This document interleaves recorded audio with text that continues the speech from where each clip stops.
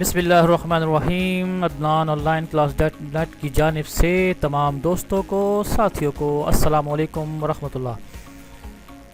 साथियों, आज के लेक्चर में, आज के इस डिस्कशन में, आज के इस ट्यूटोरियल में कंप्यूटर नेटवर्क का या डाटा कम्युनिकेशन का बहुत ही अहम टॉपिक पढ़ेंगे। बहुत ही अहम टॉपिक को हम एक हमारे नज़रों से गुजरेगा, जिसका नाम है OSI रेफरेंस मॉडल। ये क्या चीज़ होती है, किस लिए यूज़ होती है, इसका क्या मकसद है, तो तफसीलन देखते हैं इस लेक्चर में, इस ट्यूटोरियल में। मेरे साथ रहिए कि what is a OSI reference model. बनता क्या है जी OSI मॉडल से? ये OSI किस बला का नाम है, इसका क्या नाम है? तो देखें जी, OSI जो है ना, ये स्टैंड्स फॉर करता है ओपन सिस्टम इंटरकनेक्शन। ये नाम है जी OSI का, ठीक है। ये इसका मुखफ़्फ़ है ओपन सिस्टम इंटरकनेक्शन, ठीक है। ये रेफरेंस मॉडल है। ये इसका फिज़िकल वजूद नहीं है, एक रेफरेंस मॉडल, एक खाका सा है, एक लॉजिकल मॉडल है जो किताबों में मिलेगा आपको, ठीक है। ये क्यों बनाया जाता है, क्या वजह क्या है?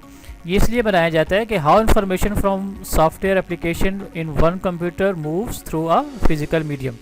कि अगर नेटवर्क है आपका, कंप्यूटर नेटवर्क है या डाटा कम्युनिकेशन है, तो एक कंप्यूटर से दूसरे कंप्यूटर में जो डाटा जाएगा तारों के ज़रिए या किसी के ज़रिए जाएगा, फिज़िकल मीडियम के ज़रिए जाएगा, तो किस सूरत में जा सकता है, ठीक है जी। It is called OSI reference model. तो एक कंप्यूटर से दूसरे कंप्यूटर में जो डाटा ट्रैवल करेगा वो सॉफ्टवेयर की शक्ल में होगा या किसी शक्ल में होगा, ठीक है।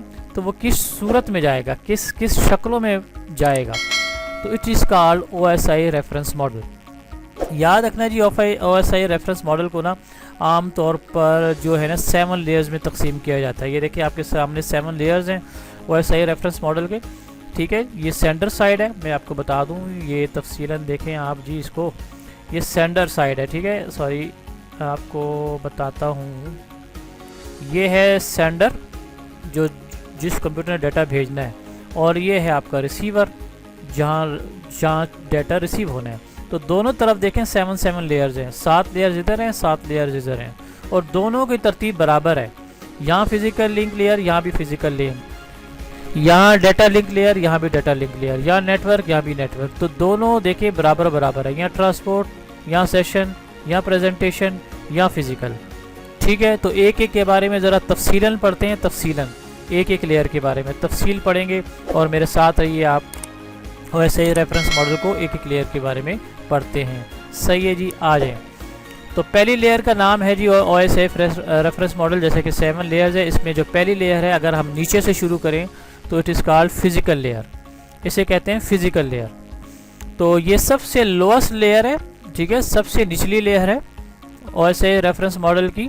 इसमें जो आम डाटा ट्रैवल करेगा ना, ये याद रखना जी, रॉ फॉर्म में है, ठीक है। रॉ अनस्ट्रक्चर फॉर्म में डाटा ट्रैवल करेगा, अनस्ट्रक्चर बिट्स की शक्ल में, 1-0 की शक्ल में, ठीक है। और फिजिकल मीडिया होगा, इसमें तारें होंगी, तारें, वायर्स में डाटा जाएगा, ठीक है। सेंडिंग साइड पे भी और रिसीविंग साइड पे भी, दोनों तरफ फिजिकल लेयर कहते ही इस वजह से हैं कि इसमें जो फिजिकल मीडियम इस्तेमाल होता है। और अनस्ट्रक्चर डाटा होगा, अनस्ट्रक्चर का मतलब बेतरतीब बिट्स की शक्ल में, 0-1 की शक्ल में, इलेक्ट्रिकल सिग्नल की शक्ल में, ठीक है ना। ये देखें, मैं आपको बताऊं इसकी, ये देखें केबल्स आपके सामने आई हैं, यानी कि जो केबल्स है ना, ये ही फिजिकल लेयर है। ये वाहिद लेयर है जिसको आप देख सकते हैं, फिजिकल लेयर, ठीक है जी। तो याद रखें जी, फिजिकल लेयर जो है ना, इसमें जो वोल्टेज ट्रैवल कर सकता है, इसमें पिन लेआउट ट्रैवल कर सकता है, इसमें केबलिंग के शक्ल की डाटा जाएगा, केबल में जाएगा, या रेडियो फ्रिक्वेंसी की शक्ल में भी डाटा जा सकता है। अगर आप चाहते हैं कि भाई मैं केबल में डाटा नहीं भेजता, वेव्स की शक्ल में, रेडियो फ्रिक्वेंसी की शक्ल में भेज सकता हूँ, तो उस वहाँ से भी डाटा जा सकता है, उसमें भी कहते हैं फिजिकल मीडियम। सही है, फिजिकल मीडिया, फिजिकल लेयर। अच्छा, याद रखें जी, physical layer one might find physical resources. उसमें फिजिकल रिसोर्सेज भी चाहिए जो आपको सेंडर के साइड के भी हों और रिसीवर साइड के भी हों, मुख्तलिफ रिसोर्सेज होने चाहिए ना। तो याद रखें, फिजिकल लेयर में जो रिसोर्सेज काम करेंगे ना नेटवर्क के, वो होता है एक hub, cabling, repeaters, network adapters और मोडेम्स। याद रखना कि यही मीडिया टाइप्स हैं जो फिज़िकल लेयर पे काम करते हैं। ये फिज़िकल मीडियम है, रिसोर्सेज हैं जो फिजिकल लेयर पे काम करेंगे। हब्स हैं, केबल्स हैं, रिपीटर्स हैं, एडाप्टर्स हैं और मोडेम्स हैं। ठीक है जी, ये फिजिकल लेयर के बारे में मैंने आपको तफसीलन बताया। अब आते हैं जी डाटा लिंक लेयर के बारे में। What is the data link layer? तो याद रखें जी, data link layer directly connected nodes होते हैं। ठीक है, ये फिजिकल लेयर के ऊपर वाला लेयर होता है।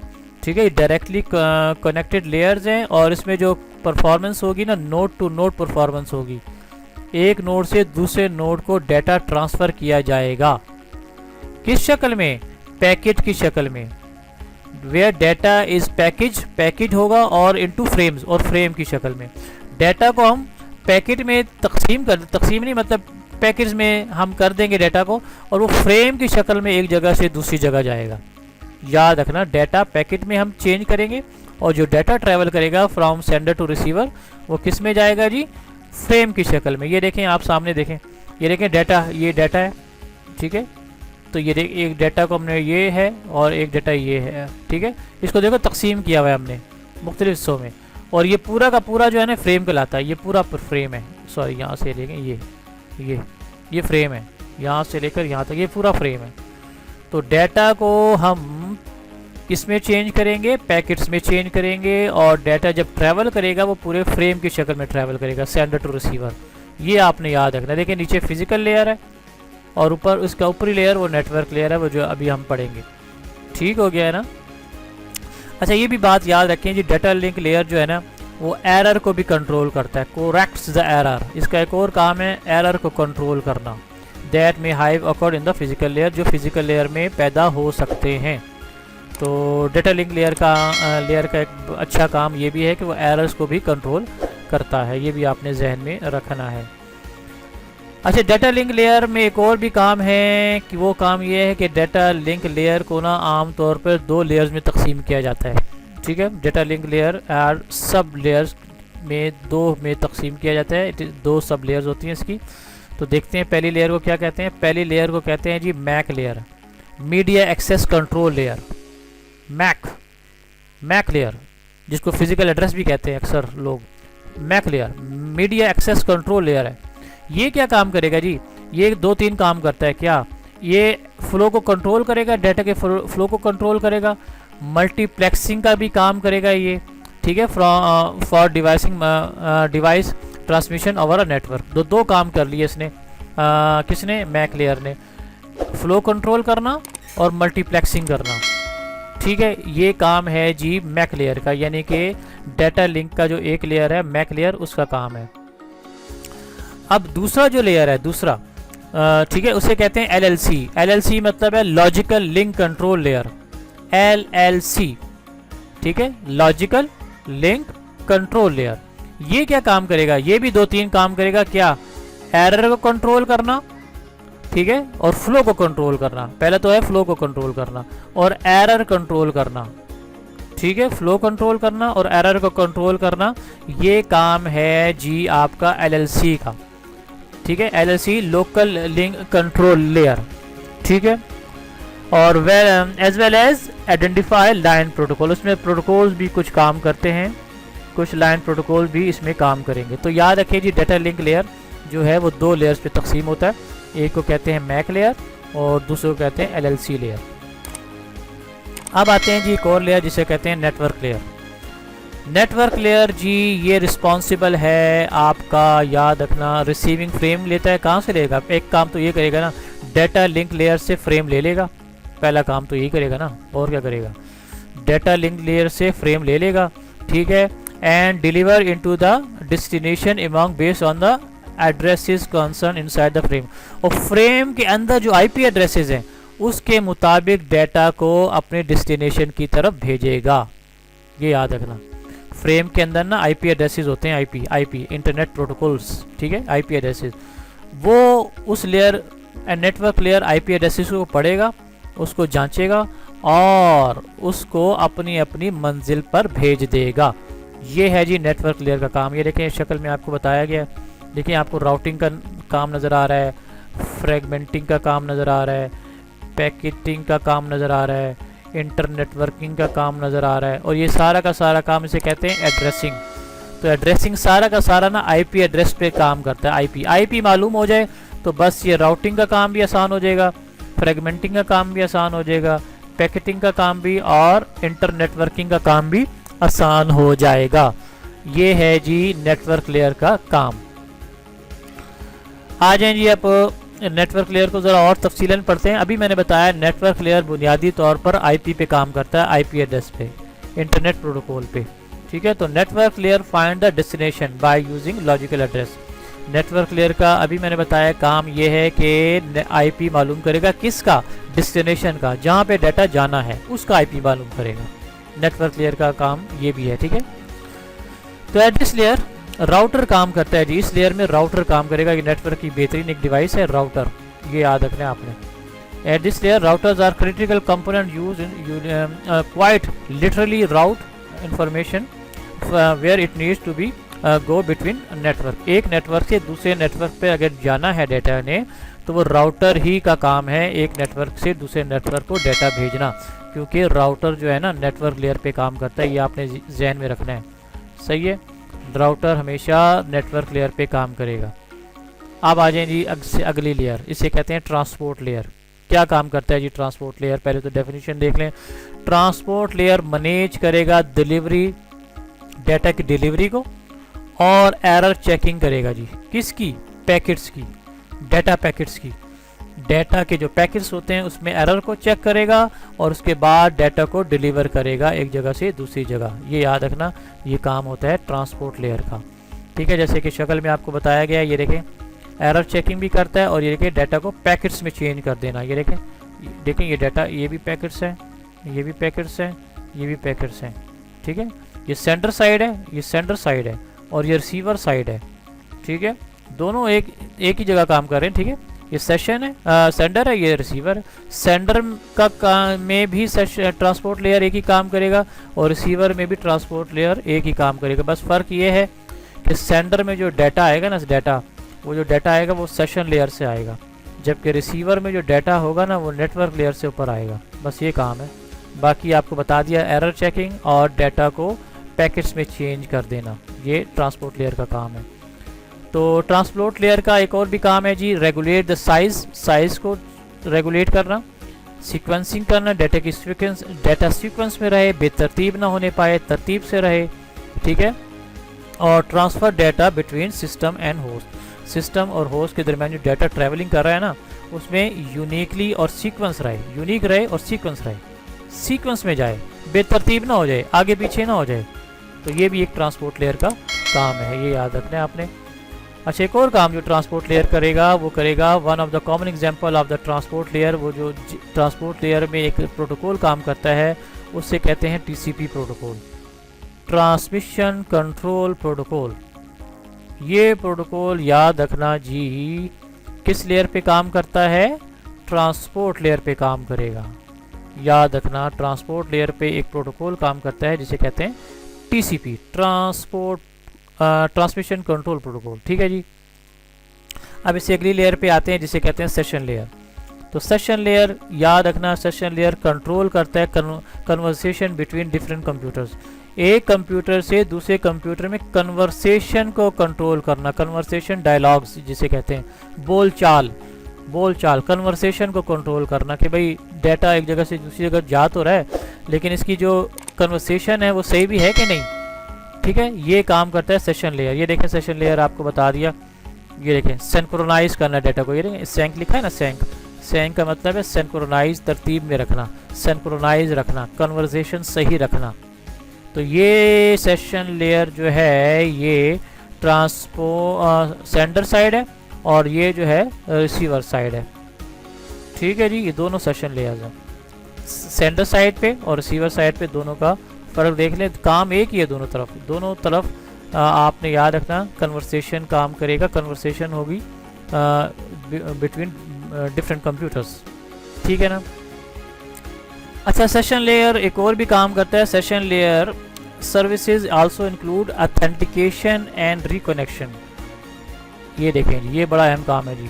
सेशन लेयर का एक और काम है बड़ा ज़बरदस्त, डाटा को ऑथेंटिकेट रखना, ऑथेंटिकेशन यानी कि यूज़र नेम पासवर्ड चेक करना और रिकनेक्शन करना। अगर कनेक्शन टूट जाए, किसी वजह से डिसकनेक्ट हो जाए, तो यार दोबारा रिकनेक्ट करना कनेक्शन को, ये भी सेशन लेयर का काम है। ये बड़े ज़बरदस्त काम है। दो ऑथेंटिकेशन कि भाई यूज़र सही है, इसका यूज़र नेम पासवर्ड सही है, इसने यूज़र नेम पासवर्ड सही दिया है, तो इसका मतलब है कि ये नेटवर्क का हिस्सा है, तो ऑथेंटिकेट रखना और रिकनेक्शन करना, ये भी सेशन लेयर का काम है। ये आपने जहन में रखना, ये बड़ा ज़बरदस्त काम है। ठीक है जी। अच्छा, एक और काम सेशन और जिसे कनेक्शन लेयर भी कहते हैं, याद रखना सेशन लेयर को कनेक्शन लेयर भी कहते हैं।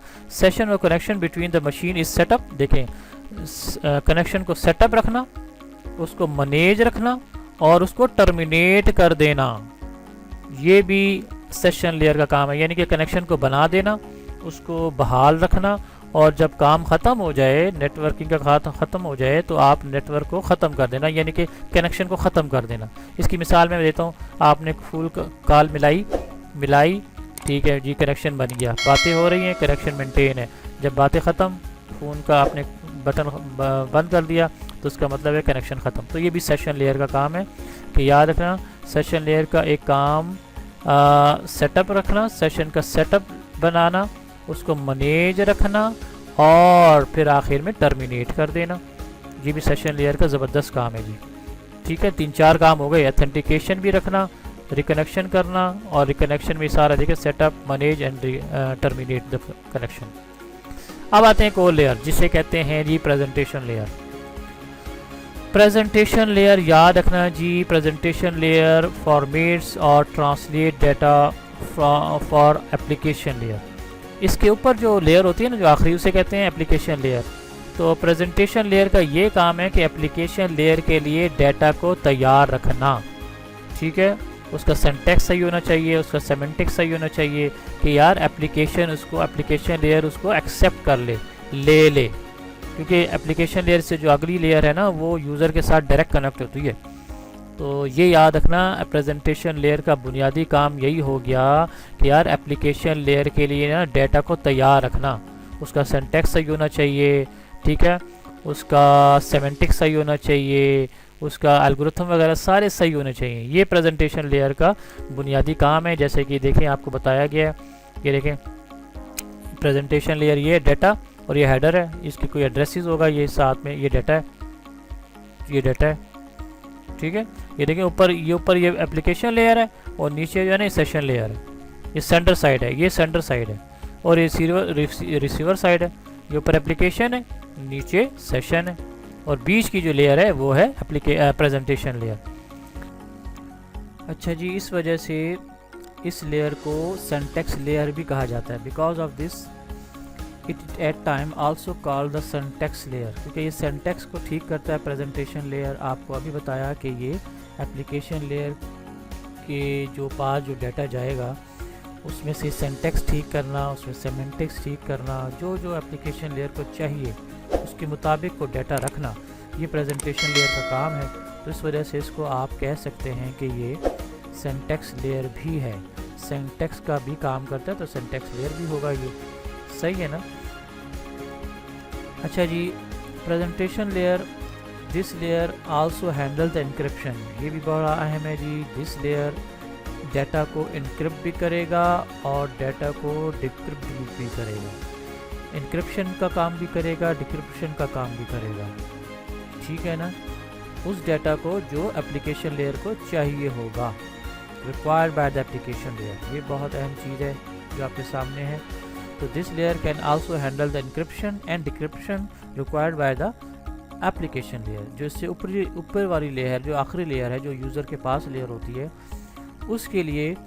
उसके लिए उस डाटा के लिए डाटा को इनक्रिप्ट का काम भी करना और डिक्रिप्शन का काम भी करना। इनक्रिप्शन आप जानते हैं, इनक्रिप्शन का मतलब है डाटा की हालत को चेंज कर देना, उसकी हेत को चेंज कर देना, उसके फॉर्मेट को चेंज कर देना, कोई हैकर उसको हैक ना कर सके, उसको चुरा ना सके, ठीक है। डाटा की असली हालत को चेंज कर देना, इसे कहते हैं इनक्रिप्शन।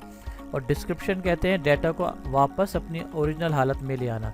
इनक्रिप्शन से डिक्रिप्शन करना, डाटा जिस हालत में पहले था अपनी ओरिजिनल हालत में, उस डाटा को वापस अपनी हालत में ले आना, यानी कि इनक्रिप्शन से निकाल कर ओरिजिनल हालत में ले आना, उसे कहते हैं डिस्क्रिप्शन।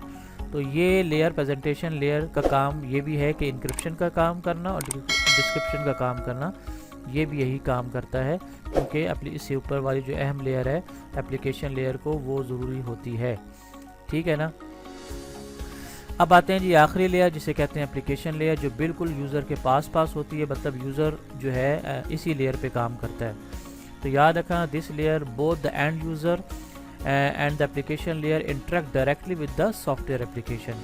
जो एंड यूज़र्स होते हैं ना, चाहे वो सेंडर की तरफ हो चाहे वो रिसीवर की तरफ हो, ठीक है, जो एंड यूज़र्स होते हैं वो डायरेक्टली इस लेयर के साथ कनेक्शन करते हैं सॉफ्टवेयर के ज़रिए, सॉफ्टवेयर एप्लीकेशन के ज़रिए। मतलब मैं MS वर्ड में काम कर रहा हूँ, मैं पावर पॉइंट में काम कर रहा हूँ, ठीक है, मैं किसी सॉफ्टवेयर में काम कर रहा हूँ, वो एप्लीकेशन सॉफ्टवेयर है ना, तो वो सॉफ्टवेयर जो है डायरेक्ट ताल्लुक़ पैदा करेंगे एप्लीकेशन लेयर के साथ, क्योंकि एप्लीकेशन लेयर डायरेक्ट इंटरेक्ट करता है यूज़र के साथ, चाहे वो सेंडर साइड हो चाहे वो रिसीवर साइड हो।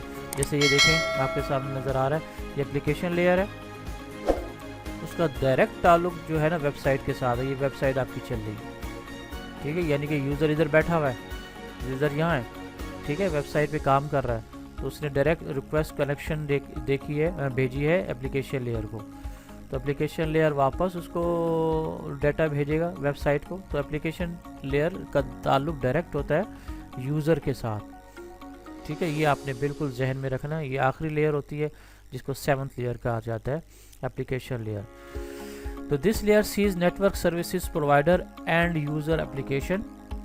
अभी मैंने बताया कि ये एंड यूज़र एप्लीकेशन के साथ काम करता है, सच है द वेब ब्राउज़र, जो यूज़र्स काम कर रहा होता है वेब ब्राउज़र में, ठीक है, या MS ऑफिस में कोई काम कर रहा है, MS वर्ड में काम कर रहा है, MS एक्सेस में काम कर रहा है, ठीक है, तो ये लेयर डायरेक्ट ताल्लुक़ पैदा करती है यूज़र के साथ, ठीक है, ये आपने बिल्कुल जहन में रखना है कि ये एंड यूज़र एप्लीकेशन के साथ डायरेक्ट ताल्लुक़ पैदा करेगी। एप्लीकेशन लेयर का एक और भी काम है, this layer identifies communication partners, identify करता है पार्टनर्स को कि भाई जो यूज़र्स बैठा है उसके रिसोर्सेज क्या हैं, क्या क्या रिसोर्स इस्तेमाल कर रहा है, वो अवेलेबल है भी कि नहीं है, ठीक है, उसकी सिंक्रोनाइजेशन है भी कि नहीं है, ठीक है, उसकी कम्युनिकेशन हो रही है कि नहीं हो रही। तो एप्लीकेशन लेयर आइडेंटिफाई करेगा कम्युनिकेशन पार्टनर्स को, ठीक है, रिसोर्स को, अवेलेबिलिटी को, सिंक्रोनाइजेशन को, सिंक्रोनाइजेशन ऑफ कम्युनिकेशन को। तो ये 3-4 काम भी एप्लीकेशन लेयर का काम है कि यूज़र को आइडेंटिफाई करना, ठीक है, यूज़र एडमिन है कि सिंपल यूज़र है, सही है, किस लेयर का यूज़र है, किस मकसद के लिए यूज़र बैठा है, और रिसोर्सेज को आइडेंटिफाई करना, अवेलेबल करना कि भाई आप जो वेबसाइट पे काम कर रहे हैं आपके पास कौन कौन से रिसोर्सेज हैं, कौन कौन सा हार्डवेयर चीज़ लगी हुई है, या कोई भी रिसोर्सेज को आइडेंटिफाई करना, अवेलेबल है कि नहीं है, और सिंक्रोनाइजेशन करना कम्युनिकेशन की। तो ये काम थे जी एप्लीकेशन लेयर के, ठीक है। तो आज हमने पढ़ा OSI रेफरेंस मॉडल के 7 लेयर्स। हर एक लेयर का अपना अपना ख़ास मकसद है, वो मकसद अगर पूरा होगा तो आपकी कम्युनिकेशन अच्छी होगी। अगर कोई लेयर अपना मकसद पूरा नहीं करेगा तो ज़ाहिर बात है आपकी सेंडर टू रिसीवर कम्युनिकेशन अच्छी नहीं होगी।